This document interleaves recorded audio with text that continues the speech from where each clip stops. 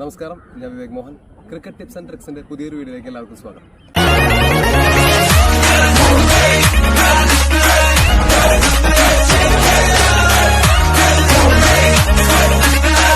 ഒരുപാട് പേരുടെ സംശയമാണ് എന്താണ് സൈഡ് ആം ത്രോവർ.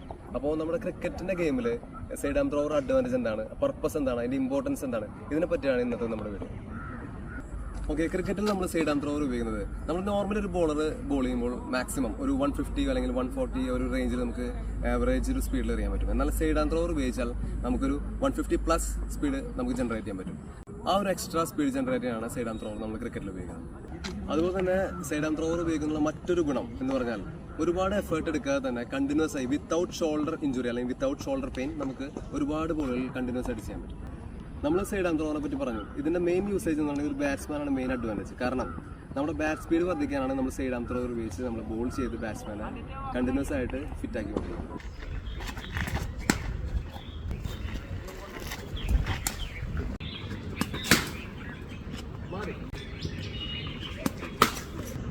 ഇവിടെ ഇന്നത്തെ ഡിമാൻഡ് എന്ന് പറഞ്ഞാൽ വളരെ വലുതാണ്.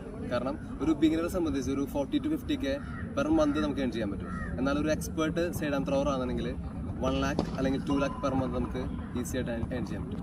ഒരു IPL പോലുള്ളൊരു ഗെയിമുകളിലാണെന്നുണ്ടെങ്കിൽ പെർ ഡേ ഈ ഒരു ഇൻകം അവർ കൊടുക്കുന്നുണ്ട്.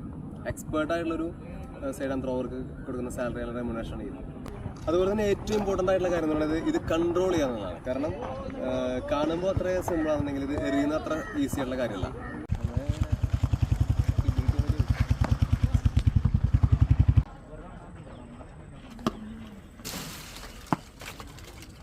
പിന്നെ നമ്മൾ വിചാരിക്കുന്ന പോലെ അത്ര ഈസി അല്ല സൈഡ് ആം ത്രോവർ ഉപയോഗിച്ച് നമ്മൾ ബോൾ ചെയ്യാവുന്നത്. കാരണം ഇത് നമുക്ക് നോക്കിയാൽ കാണാൻ പറ്റും, ഒരു അഡ്ജസ്റ്റബിൾ സൈഡ് ആം ത്രോവറാണ്. ഓക്കെ, നമുക്ക് ഓരോരുത്തരുടെ ഉയരത്തിനനുസരിച്ച് നമുക്ക് സൈഡ് ആം ത്രോവർ അഡ്ജസ്റ്റ് ചെയ്യാൻ പറ്റുന്നതാണ്.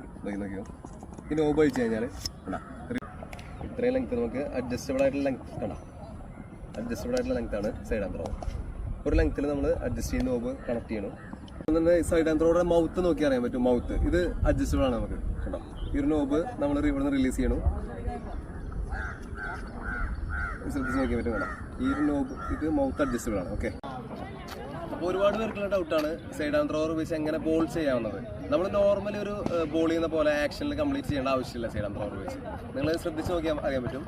നമ്മൾ ഇവിടുന്ന് ഹോൾഡ് ചെയ്യുക, ഇവിടുന്ന് ഹോൾഡ് ജസ്റ്റ് ഒരു 2 സ്റ്റെപ്പ് റണ്ണപ്പ് എടുത്ത് ഇവിടെ നിന്ന് വന്ന് ഇതാണ് റിലീസ്. ഓക്കെ, ഇതാണ് റിലീസ്.